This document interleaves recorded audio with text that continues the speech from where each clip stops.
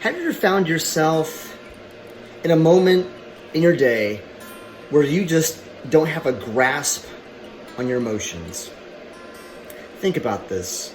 There's that moment where you lose control, whether in anger or in sadness or even in excitement, but there's some kind of emotion that you deal with on a day-to-day basis that you seem to have no control over. So today's episode is fully fit emotions. And it's one we haven't touched on yet.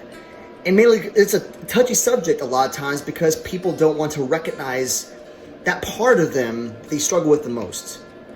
And that is emotions. Because emotions at its core are natural things we feel, right? They are the feelings that we feel.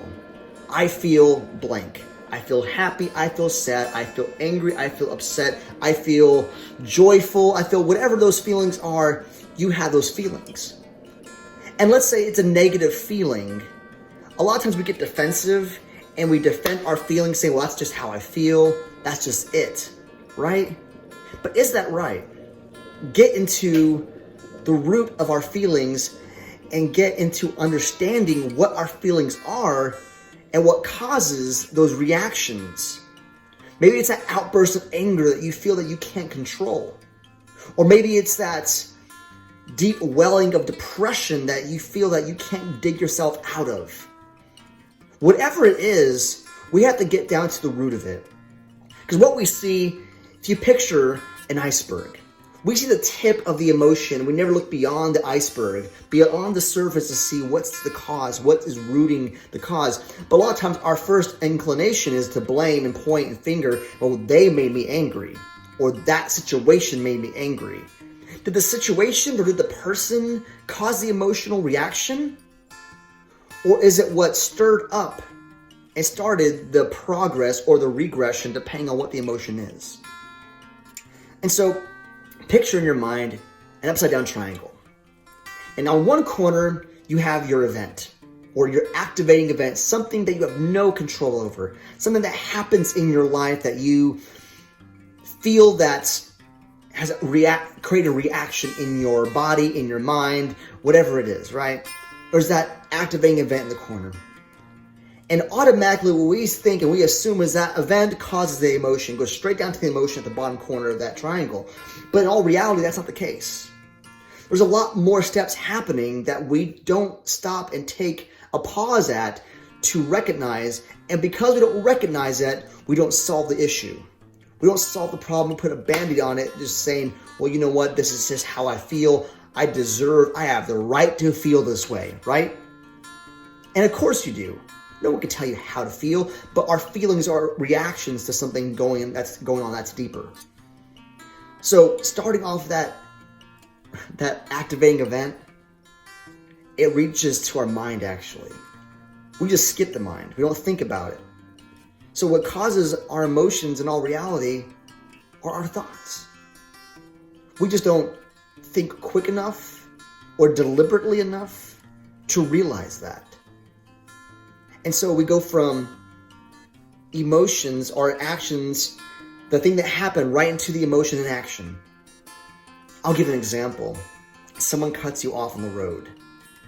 And your first emotional and first reaction is to get angry and to honk your horn and to flip them the bird and say all kinds of cuss words while your kids are in the back seat, right?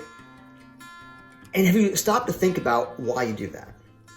Why is your first initial reaction to burst out anger or to break down crying when something happens? You have to look at the root of it is, what am I thinking? So you have to start thinking about thinking.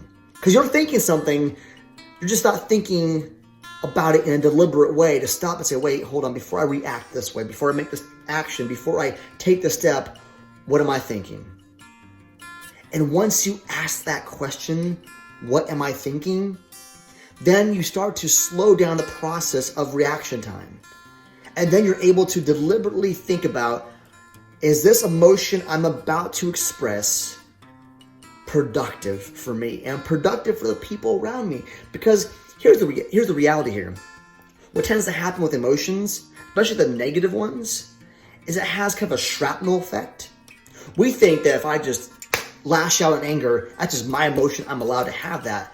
But we forget that there's collateral damage that happens a lot of times with anger or depression or sadness, those kind of things, or any kind of negative vibe you can give out, honestly, if you think about it.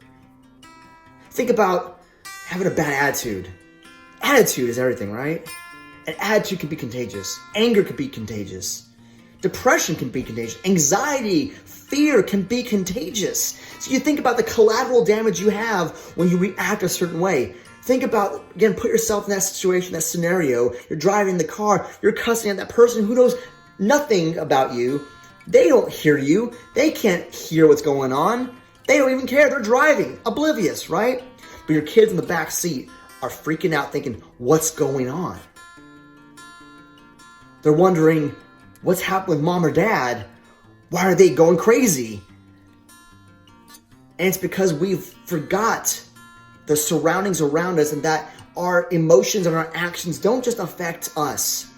They affect the people around us. Think about it in the workplace. You're having a bad day at work and you bring that emotional garbage into work.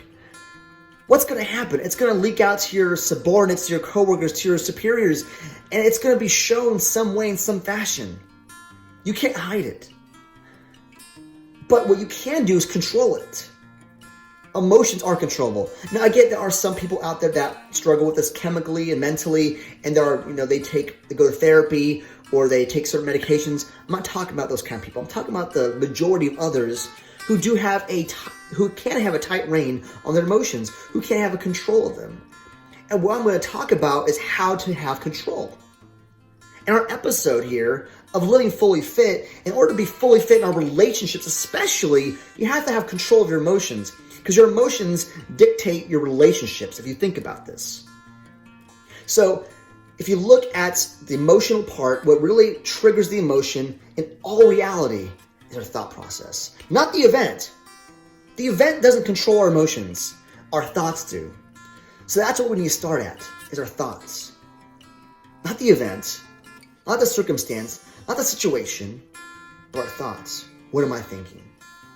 Am I thinking, I want to destroy this guy? Probably so. He cut me off, almost got in a car accident, right? But I need to stop there and say, okay, if I react this way, again, thinking, if I react this way, I'm about to cuss out this guy that can't hear me. What will that do? I had a bad day at home. I got in a fight with my significant other, and I'm about to go into work. I have control of my emotions. Not saying you turn it off, not saying you ignore it, not saying you ignore the situation at hand, but you take that, you put that away, deal with that when it needs to be dealt with in the proper way, in the proper form.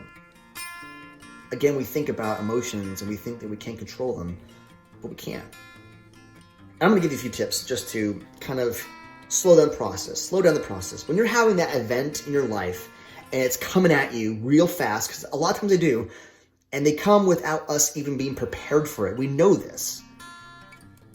First of all, take a breath. Just inhale and exhale. Take a breath. Take a pause. Or like my friends say, take a tactical knee. Take a tactical pause. Pause yourself. Don't just react. When you just react without thinking, without processing, that's when we make mistakes. That's when you get fired. That's when you get in trouble. That's when you get in that fist fight you don't want to get into, right? That's when you get in that road rage.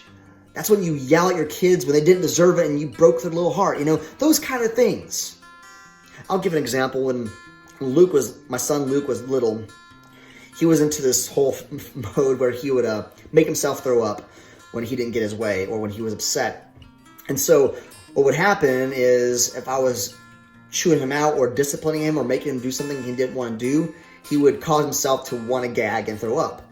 And we're in my car and he's gagging, and I was just so frustrated with this fact that he kept doing this, and I just blew up on him. I'm like, Luke, knock it off. And he just stood there just frozen and started just weeping. And I remember later on, I said, it's okay, buddy. I gave him a hug. And I looked back, man, I shouldn't have reacted that way. That didn't do any good. All it did was scare him. It broke down my trust with him. Now, granted, I built it back up, But if you think about that, when we react in such a way, you destroy your trust with relationships. So again, emotions affect relationships. But then again, it comes back to the root is our mind, our heart. What am I thinking? I could have stopped there and said, okay, what am I thinking? Luke's in this phase. It's going to go away. I need to be patient. He's 3 or 4. I can't remember that time. I think he's about 3 or 4. He's 3 or 4. He's a kid. If I need to, I'll just get a bag. If he throws up, I'll just clean it, vacuum it up, shampoo it, whatever. It's just a car. And that could have calmed me down. I didn't do that. I didn't know then what I know now. And so think about this as you're living your day-to-day life, as you're reacting. Take that breath. That breath will help first. And then second, as you're taking that breath, start thinking. Ask yourself the question, what am I thinking? When you ask yourself, what am I thinking? Then you're able to fully take that pause, slow down, and then you're able to process again what is going on. And then when you're able to process it, you're able to ask those questions of, why am I about to unleash the fury here? Why am I about to bawl down crying? Why am I about to just feel depressed? Why am I feeling uncertain of myself? Why am I feeling fearful? Why? What am I thinking? Thinking about thinking. So breathe, think about thinking, ask yourself, why am I thinking this? What am I thinking? And then once you do that, then you go back to a action and a reaction, an emotion that is more productive. You can be frustrated, like, oh, this guy pulled me over. See, I still am frustrated. I still have an emotion, but it's controlled. The emotion doesn't control me. And my kids are like, yeah, that guy pulled you over. I'm like, yep, that was messed up. And see, I'm still expressing emotion, but in a healthy way, in a way that doesn't affect the ones around me, but still expresses the same intent behind it. Someone cut me off. I don't like that. It made me upset. Because it made me upset, I'm going to say, that guy pulled me over. What's up with that? Honk my horn, leave it at that. So as we look at emotions, I challenge you to, again, breathe, ask yourself, what am I thinking? And then look at your reaction. What should I do? How should I act? How should I express in a way that's healthy and beneficial to me and the people around me? Hope you enjoyed this. We'll talk about more about emotions later on this week.